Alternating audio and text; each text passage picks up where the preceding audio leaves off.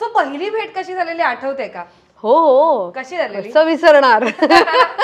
Horror show होता बघ, माझी लाईफच हॉरर झाली.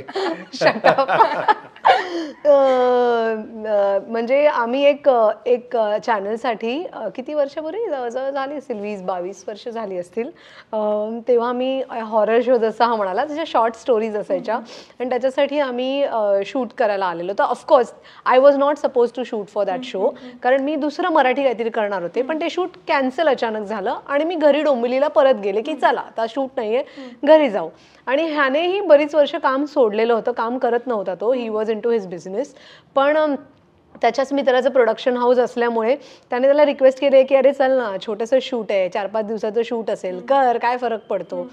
तर तो म्हणाला ओके करतो आणि तो करायला लागला. पण अपॅरेंटली त्यांची जी मेन लीड होती, ह्याच्या ऑपोजिट जी होती, ती आजारी पडली. आणि मग मला रात्री कॉल आला की असं आमचं उद्यापासून शूट आहे, आर यू फ्री? मी म्हटलं की हां ओके. आणि मग मी ऑफकोर्स गेले. सुरुवातीला माझ्या आईला घेऊन मी सेटवर पोहोचले, आणि कारण पहिल्यांदा माझी आई कायम माझ्याबरोबर येते पहिल्या दिवशी. तर तिथे हे होते आणि आम्ही शूट सुरू केलं. आणि फॉर ऑफकोर्स पहिले माझं इम्प्रेशन असं होतं की काय खडूस माणूस आहे, अरे काय किती म्हणजे असा एकदम so what you are from Hindi industry, so what तू हिरो होता, सो वॉट यार, म्हणजे काय मी पण मराठीतली आहे, हिरोईन आहे वगैरे. मला पण जास्त नाही आवडली होती. म्हणजे ऑफकोर्स लुक्स वाईज वगैरे आय वॉज लाईक की ओके. बट माझं असं झालं की अरे असं का म्हणून. पण देन आय गॉट टू, म्हणजे एक साधारण अर्धा दिवस गेल्यानंतर कळलं की अरे नाही, ॲक्च्युली लुक्स हे फार डिसेप्टिव्ह आहेत, but he is very fun and he is very this thing.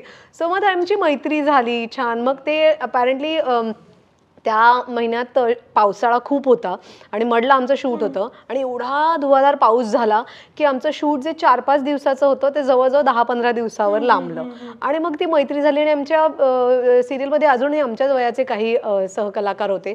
So आमचा ग्रुप झाला अँड देन ऑफकोर्स देन मैत्री म्हणते अशी मैत्री झाली. मी म्हणतो की यांनी मला फसवलं. हो, काही फसवलं नाहीये. पण तुमचं काय रिॲक्शन होतं सोनाली मॅम कडे पहिल्यांदा बघून? झालं ना, सांगितलं ना त्याने. ठीक आहे, को ऍक्टर म्हणजे असं काय लव्ह ॲट फर्स्ट साठी ही बघ आणि काय असं इकडे धाम असं काय नाही. पण मी काय म्हणतो नेहमी की एक ती बेस्ट मॅरेज असतात, एक लाईफमध्ये बेस्ट रिलेशनशिप जी असतात त्यांच्या फाउंडेशन फ्रेंडशिप होते नॉर्मली, जी ज्यांच्यामध्ये डायव्हर्स नाही, किटपिट नाही, लाईफ लॉंग ब्युटिफुल रिलेशनशिप किंवा बेसिक फाउंडेशन फ्रेंडशिप असतात. आणि आमच्या दोघांचं काय झालं, तर सुरुवात फ्रेंडशिपतून झाली. त्याचं आवडायला लागलं की I should spend more time with, त्यांच्याशी बोलायला, त्यांच्याशी भेटायला, त्यांच्याबरोबर जेवायला, त्यांच्याबरोबर फिरायला.